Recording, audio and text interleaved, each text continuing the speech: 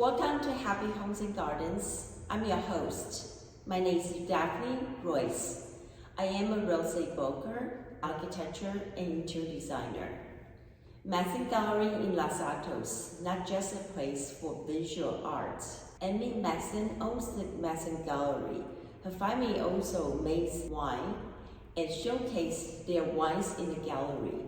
Madsen Gallery has the largest collection of the art of Oleg Lobykin, a renowned sculptor in New York, Los Angeles, San Francisco, and Japan. Welcome, Amy and Oleg. Thank you. Tell us about you and what you do. My name is Oleg Lobykin. I am an international man, a product of globalization.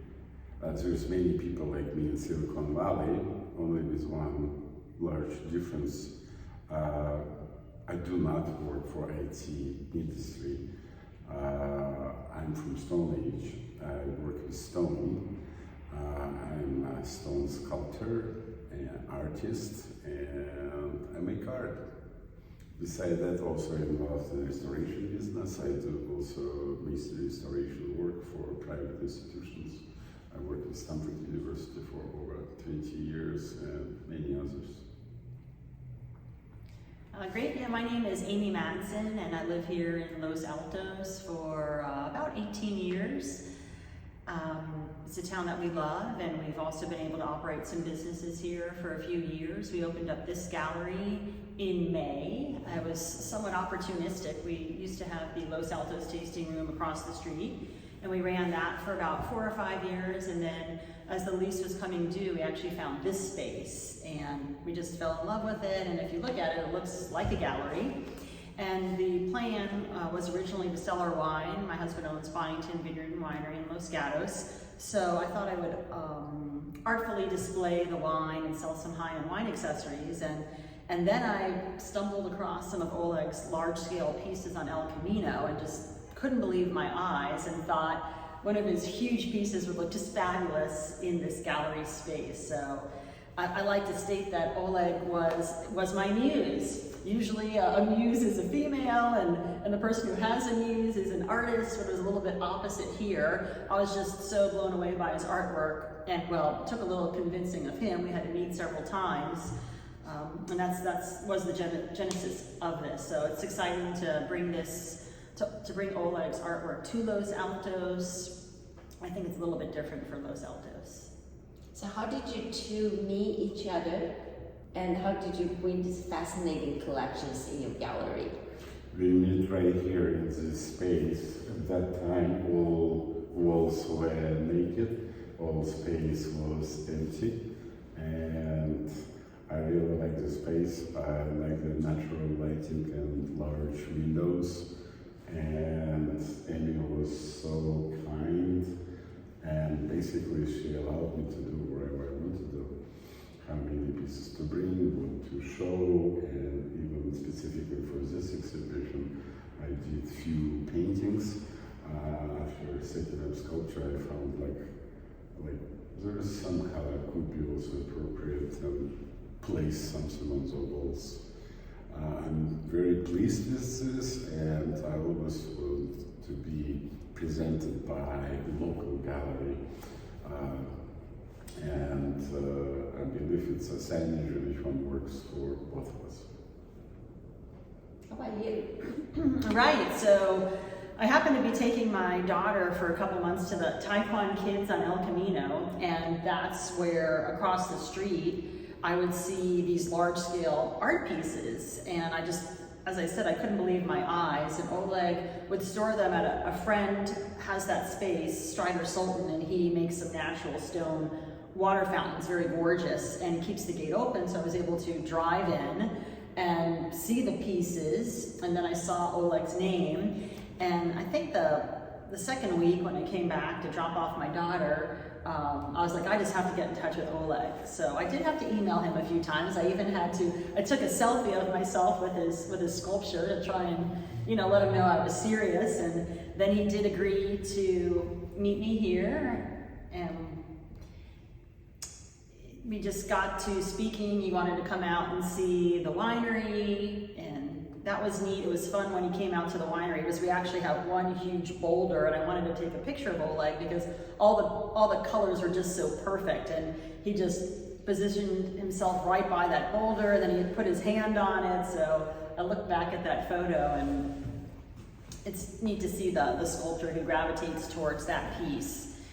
And yeah, then he was still ignoring me, still not too agreeable. But less, much less. Yeah, and then I was waiting to get the wine license here because we were still operating some business across the street, and it was going to take a few months for all of the appropriate approvals with the the ABC licensing folks, and I let them know the space is going to be open for a few months. So I guess he became more open to having a lot of his stuff here. So yes, indeed, he determined everything that would be here. I wanted some of the large pieces, and then he surprised me. So he moved in a lot of stuff over a few days, and it was looking very exciting. Whenever I would see something new, I'd gasp, just very exciting. And then he had told me he was going to bring in some paintings, and I'm like, I wanted to be honest. I said, paintings? Well, we didn't discuss paintings. What if I don't like your paintings? I figured I'd just be honest. And he said, oh, I think you will. And yes, indeed, I do. I was quite surprised by the colors.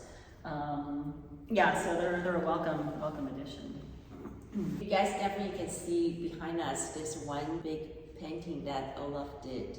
What's the name of that painting? The painting called Uncertain Collisions. It's about other dimensions, about other realities, which one definitely exists, we just not always able to see them. What is the media of the painting? It's acrylics, some spray paint, that's about it. Yeah. Okay, and what is your favorite media when you use for paintings? For paintings, probably acrylics. Sometimes I also work with oil, sometimes even mixed media, but two-dimensional work is still kind of not defined yet for me. I kind of like to use paintings because it's especially abstract and expressive piece might just take a short period of time. Thinking might take much longer than to paint it. And when it comes to sculpture and three-dimensional object, it's quite different. You really need kind of a thing like from start to finish, specifically if it's a work in bronze or in stone. It's not so loose, not so expressive like painting can afford. And that's probably why I kind of attract to paintings, and I think I'm going to paint more. Amy, you mentioned earlier about the liquor license, and I understand the Byington Vineyard Winery is your family business. So how did you become the gallery owner? Sure. Well, I've always liked art, probably since college. I was exposed to a fair amount of art in college, and it was in New York City. So there were so many museums and galleries to go to. And when I would take vacations, probably in my 20s, I would go to major cities, and I would always love to go to the museum. So I'd say I've probably seen more art than the average person, but I'm not an artist, but I do adore art. And we just saw this space because we were looking for another space, and again, it just looked like a gallery. And then it really was seeing Oleg's art, maybe I could add some of that to our wine display. So yeah, and fortunately, I'd have to say my husband was also open to that idea. He liked the idea of art and wine as well. So that's where it took off. So it's definitely a new market for me. And I've been able to learn a lot from Oleg already, and going into 2023, I'm just putting together my strategy for selling art and the wine, and we do receptions as well. So it should be exciting to see what 2023 brings. You're probably one of the fairy field galleries hosting wine and art at the same time.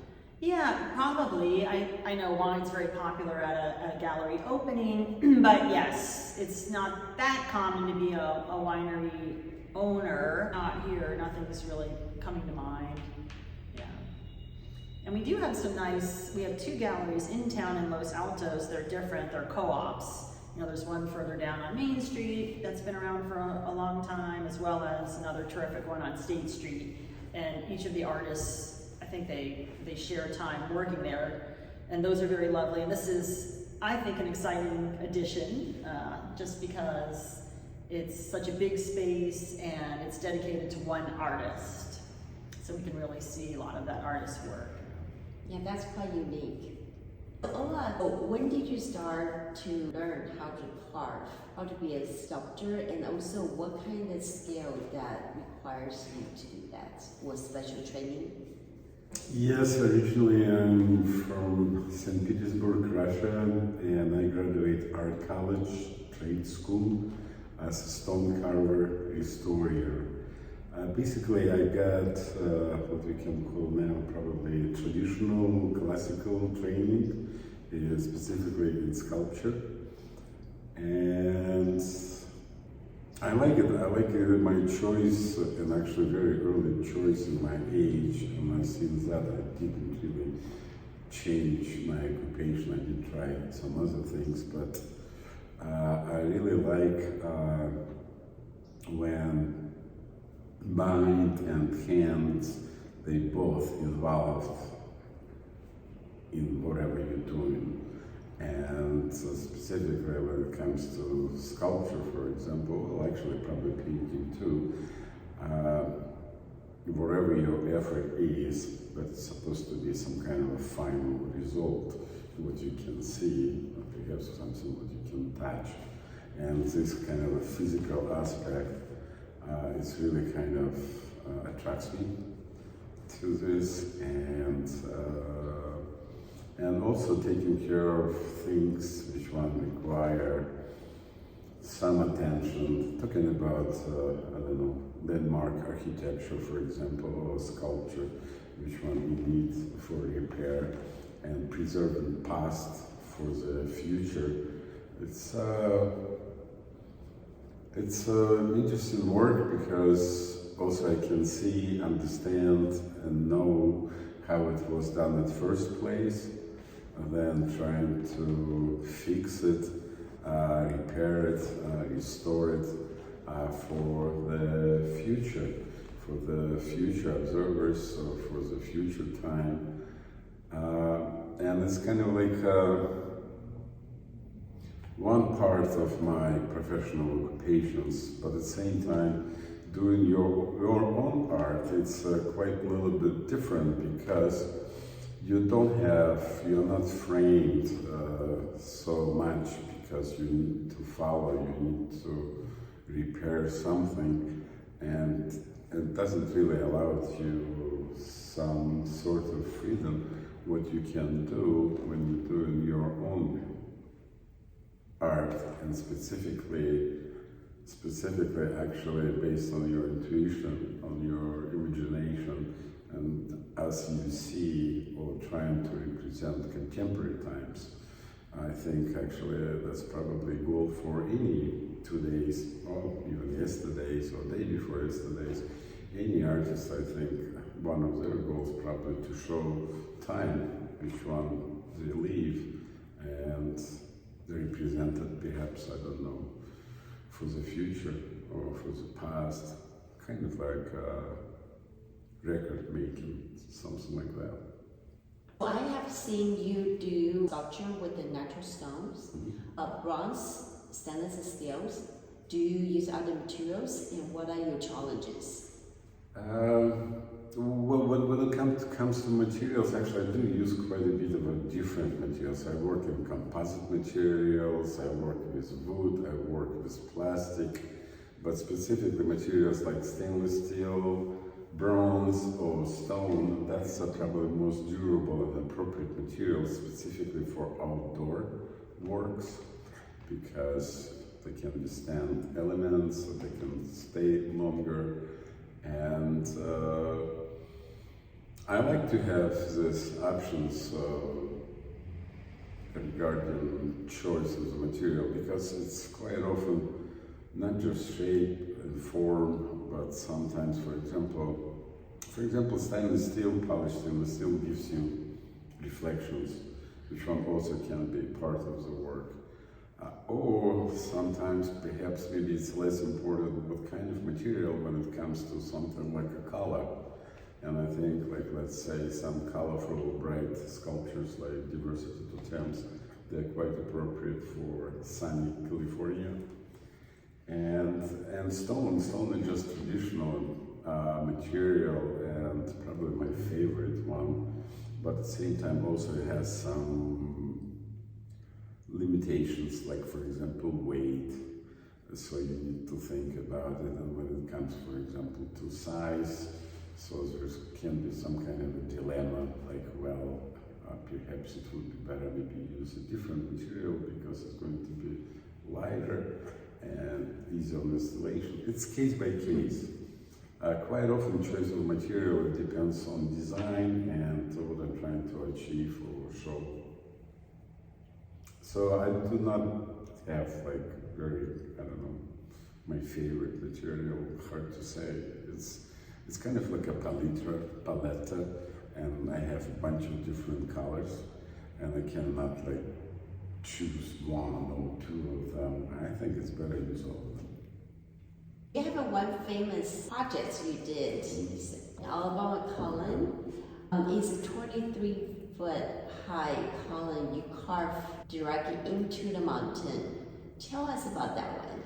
Well, this project actually, at that time I was working in New York for a company called Cathedral Stoneworks, which one was located at the Cathedral Church, St. James the Divine. It's actually the largest cathedral in the United States, in New York City.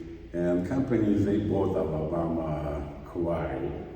It's unusual quarry because it's over 100 years old, and actually it's located underground, like a cave.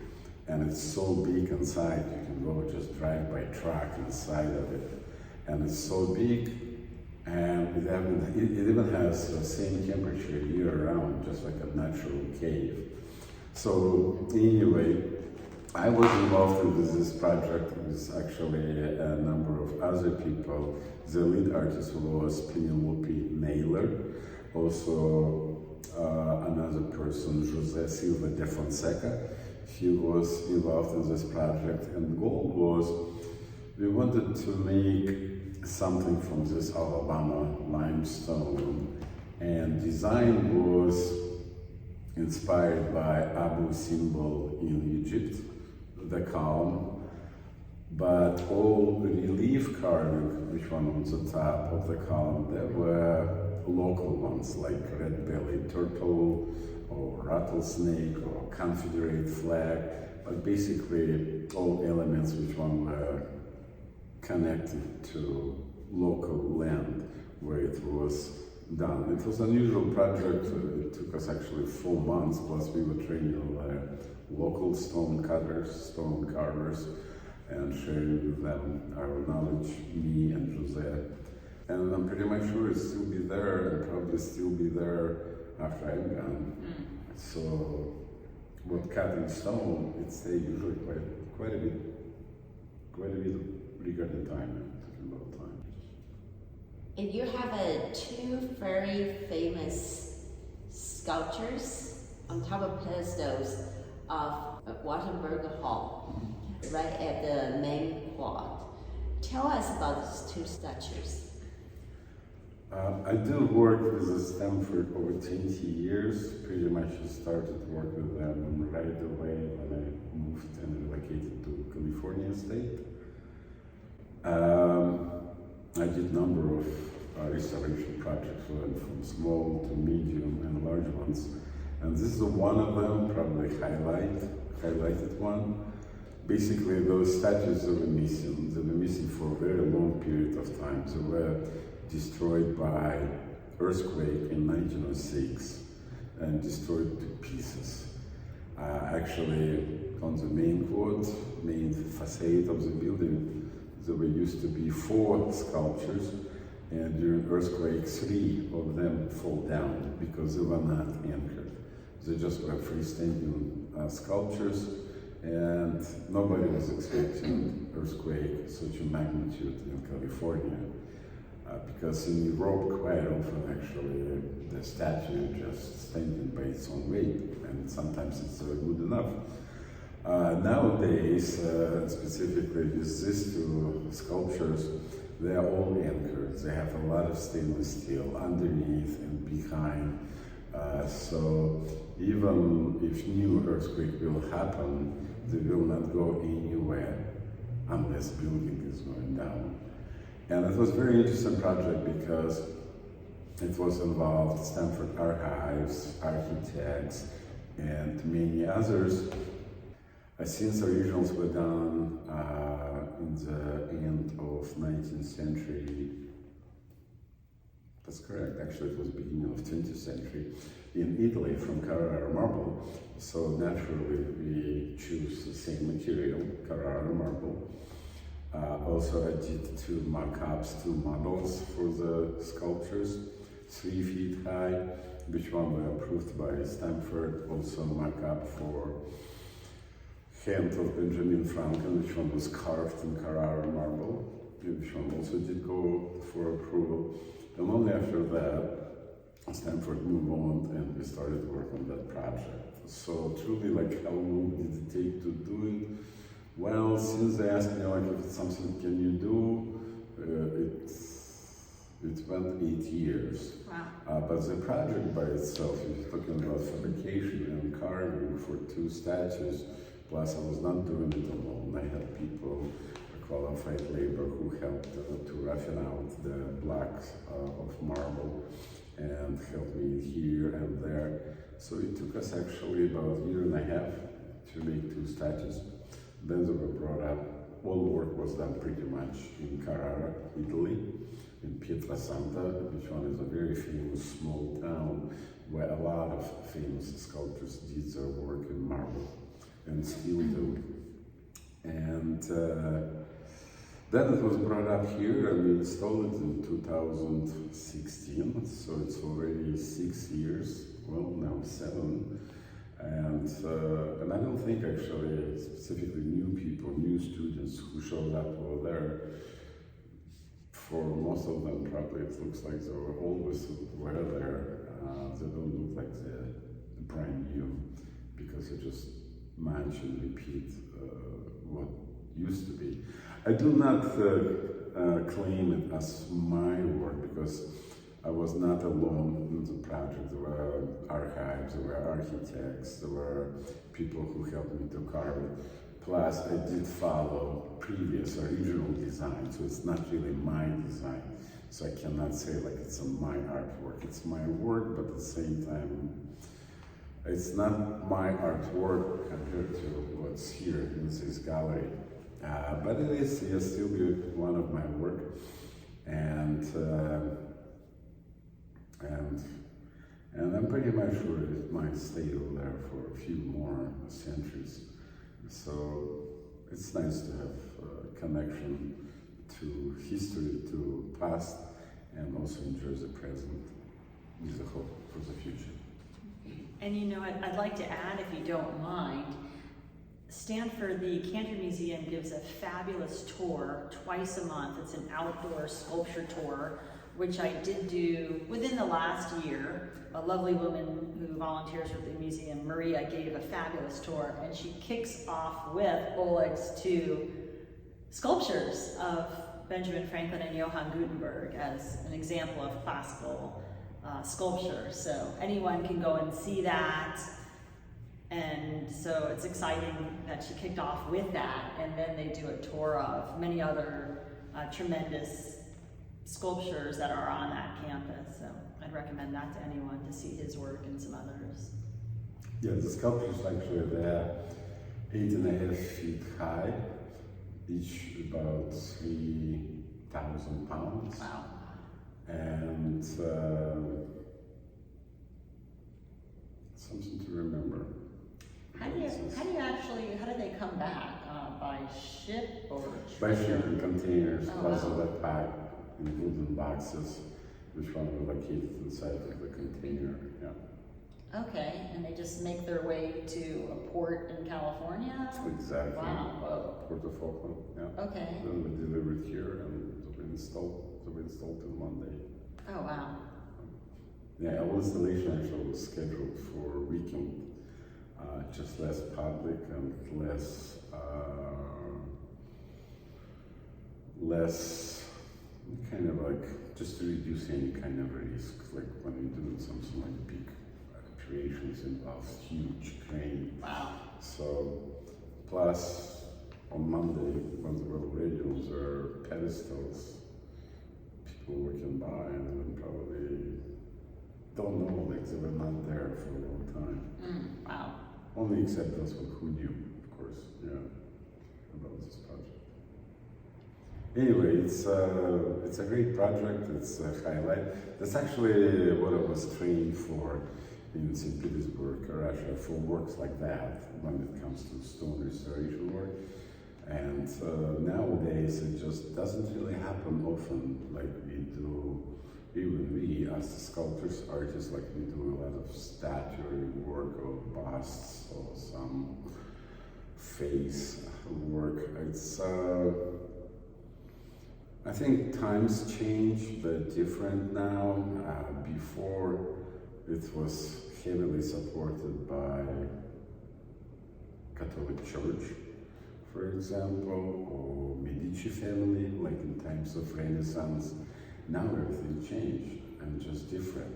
And because also actually specifically Renaissance time or even before that, only by art you could create some type of image, let's say a portrait, painting, to memorize that person. But nowadays we do have technology, we have photography, we have movies, so it's not so much needed probably as it used to be too. Plus everything changed, including architecture, including approach of things to be done. So those two neoclassical sculptures, they're from classic times, they're from past. But future is always a step ahead of us. Well, let's see what's going to bring to us in the future. That was impressive work you have at Stanford. So let's move on to more modern abstract talking heads in Newport Beach Sculpture Park. That work kind of probably highlight of the what I call void and substance series. I did a number of works which one has voids or holes, but basically it's all based on negative and positive space, and then just composition of both, trying to reach and keep some balance, perhaps to show movement, levitation. And this is my first large work in stainless steel. It's an 18 feet high piece, and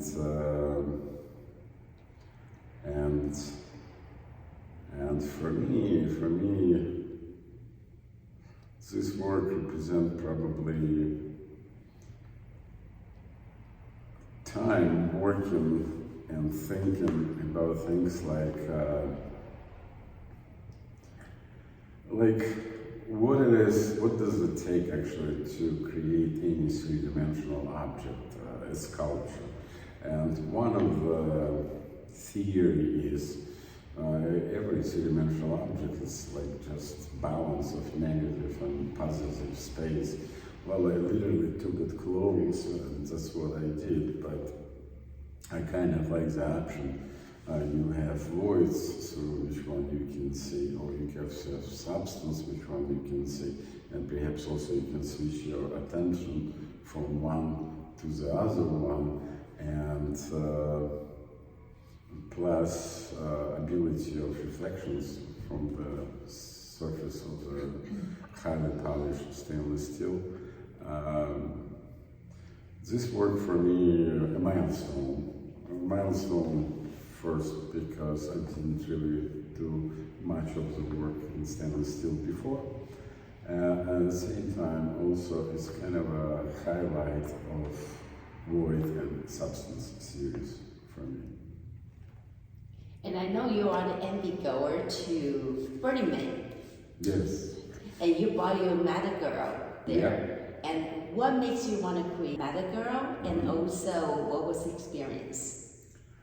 Okay, well, when it comes to Burning Man, it's always hot and dusty. Sometimes it might be actually chilly and cold at nights. It's kind of like a very contrast climate over there. Burning Man attracts me because from first time I showed up over there, I was blown away by level of creativity in everything, whatever it is, art cars or people's costume or just some kind of a crazy things. It's kind of a utopia, not reality, but at the same time it's a different. But for me, first of all, what really take me there and why I keep going over there, because for me it's an opportunity to share my art with others, and there's large audience, and they have playa where you can see art installation, and it's I like the concept. For example, you don't need to be even professional artist to show any art at Burning Man. Anyone can do it. Anyone can show, even you or anybody others. All you need just to let know organizers that you're going to bring something like this. Plus, you should meet safety standards, but pretty much there's no any other limits for that. So this kind of a concept of democracy also kind of attracts me. And for this year, for me, was 15th time since I'm going to Burning Man. Every time I'm leaving Burning Man, I'm saying like, no more. This is the last one for me.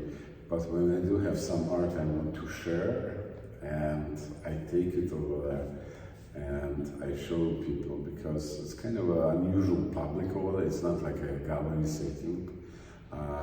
People can be very direct over there, because also it's a place for radical expression. Each one is welcome over there, so you can hear whatever they think, not necessarily politically correct language or something like that. And also for Burning Man, interactivity is also kind of like a big thing, specifically when it comes to art installations. And for example, Talking Heads, first time it was shown at Burning Man in 2018, that was first public appearance. And a lot of people did try to climb on it. Most of them actually stuck somewhere on the middle, but some, just few, they did reach the top. And I was lucky to see actually a couple of them who did reach the top, and actually they did stand upside down on their arms. I was freaking out when I saw it, especially talking regarding safety. But when I found they're professional acrobats from Circus du Soleil, and they were doing it just to take a photo shot, doing photo session, I kind of was relaxed, and I actually switched to my camera and also took some photo shots of it. So, yeah, Burning Man is a dusty experience, but always has a lot of memories. Amazing. And good ones too. Amazing. So are you still going 2023? I'm not sure, I don't know. Lately I'm kind of like waiting till the last moment, plus again, if I have something to bring or not. Sometimes, quite often I do bring my art over there. Not always, sometimes I just kind of go as observer. But everybody actually starts as observer when they go first time, and then they all become participants. So I like my also participation part. And again, when I do have something to share with people, I would like to do it, because my art is my contribution to society, and it's a great place to share it. Tell us about what are your future focus on public arts and also work on commission. I do work in commissions. I do focus also on public art because it provides a bigger scale, bigger opportunity, and it's also opportunity to share your work with others so it can be seen.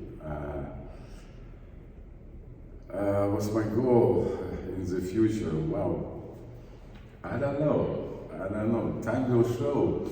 I hope to realize some projects which are on my mind and create them into scale as I see it, and share the work with others. That's all I want to do. Yeah. And maybe I'd like to add, right behind us, there's this piece called Pixel, and Oleg has won 2 awards for it. It's chromium plated bronze, and Oleg could probably you talk at great lengths on that piece, but one dream, well, for him it does represent Silicon Valley, but one goal would to make that piece very large, and Oleg has plans for it. It could be up to 25 feet by 25 feet. It would really depend on the space. So that is a goal, a dream, to have that realized in a large format. So we are looking for some benefactors who may be interested in that. And one of my goals is, and I need to learn more about this, but a number of the cities in the Bay Area, when there's a commercial project, building project, a certain percentage does go to art, public art, and maybe maintenance and whatnot of the art. So I would love to learn more about that in the cities where that is an element, and to meet some of the builders. So that will be a goal, to meet them and present them with some of Oleg's existing pieces, or certainly commission pieces. So that would be something to focus on in the new year. How do you do a 25 feet tall bronze sculpture? From pieces which one welded together, and it can be done. And actually specific features about the pixel. I see pixel as a visual symbol of digital era. Specifically, actually, that piece was designed with a thought in mind about Silicon Valley. At the same time, also, it's a very interactive piece. It's just like true cube, all dimensions equal, the height, the width, the depth, they're all equal. It fits perfect cube, but at the same time, it creates parabolic surface which one shift reflection to 90 degrees and all surrounding shifted. But on that scale, as a viewer, when you come to it close, you actually will see yourself standing up pretty much in a normal way, like in the front of a mirror, but you just make a few steps back and you're going to be shifted. And back and forth, these transformations, kind of on a surreal level, I think it's going to be something really catchy and cool for interactive work, so people can interact with this on full scale.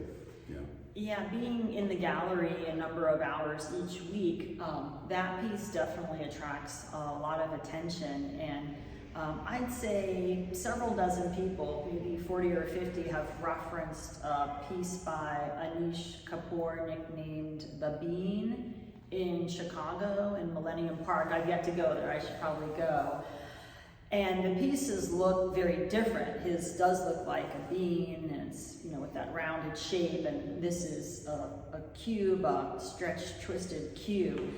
And Oleg by Pixel, he has a small man, so you can see the scale of how Oleg could see it even larger. So I find it to be a tremendous compliment that when people come in, they think of that piece where so many people have interacted and had experiences with it, even though there's the polished stainless steel aspect that's the same, but otherwise they don't look alike at all. So that certainly encourages me. I think that's a great compliment of Oleg's pixel piece. Amy, you are exclusive Oleg work in your gallery right now. Will you feature other artists in the future? Yes, so I'd always like to work with Oleg, and I mentioned some of the ways that we'll do that. And I'm very lucky, Oleg has a new series that he calls the Cube series. It's 6 pieces of polished stainless steel. Folks can come in and see that. There's one piece in the front window and a few in the back. So whenever Oleg has something new, I would always love for him to think of this space to present it. And I do have 2 rooms, so I am thinking of a second artist who could come in where we could see their artwork, and obviously Oleg's artwork is of a very high quality. So I'd really like to continue to take Los Altos into an exciting direction with art, with like really world-class artists. You know, because this space is nothing without artists. And yeah, there are a few that I've identified who I'm speaking with. Yeah, and similarly, we'd probably like to have folks be in here for several months. So yeah, we'll see what comes to fruition here, but I think it should be exciting. Since you two are the art lovers, what are your favorite artists and or the favorite artwork? Oh, I'll probably ramble on a lot, but I will. I'll kick off with Oleg. I'm definitely very drawn to a lot of his large-scale pieces. Particles are super exciting, so I have 2 smaller versions of them. He calls them Particles 7 and Particles 9. And the 2 large ones are something like 7 feet and 9 feet, or 8 and 9 feet. So the polished stainless steel, and you can see them now on El Camino. And they're really exciting because they are all these particles, and you can actually see your reflection in many of the particles and everything that's behind you. And when what's behind you is moving, and then when you start moving, it's very exciting to see. So I would like to think about having one of those for myself, but those are super exciting. And the question is about artists. What's your favorite artists? Oleg is certainly one of them. Do we talk about pieces as well? And then his Meta Girl is very exciting. She's on temporary loan at the St. Regis Hotel, and he took all 3 pieces to Burning Man. There's some fun photos on his Instagram, and on my Instagram I took his photos. But then I would have to say I'll get into the artists, but I very much love the museums on the Stanford campus, the Cantor and the Anderson, and the art there is really tremendous. And my 3rd favorite museum is probably the Honolulu Museum of Art. And I think it's fun to see overlap in artists. I was just in Honolulu, and everyone loves Nick Cave, but there's a really exciting piece of his at that museum. And I first saw his art, I believe, at the Anderson collection a few years ago. And then in that gallery, yeah, they had an incredible show. Next to that Nick Cave piece, there's a smaller Rodin sculpture. So it's fun to see those 2 because obviously there are so many Rodin sculptures on the Stanford campus. It's like the largest collection outside of France. So I enjoy seeing those 2 pieces. There's another piece called The Secretary, and that artist, Dwayne Hansen, so it's a woman. She's like a stenographer, an older woman. It's very lifelike. And then also the Cantor had a piece of his upstairs. I don't know if you ever saw it. He looks like he's a worker of some sort. Mm-hmm. And I don't know what... Super realistic one? Yeah, super realistic. So I love that 2 of my favorite museums have pieces by the same artist, and I'll always go to see, well, I used to always go to see that piece at the Cantor, and he looks so real, and he's looking down, and you just kind of like gaze at his eyes, and it always, freak you out because he looks kind of real, but I don't know what the Cantor has done with him.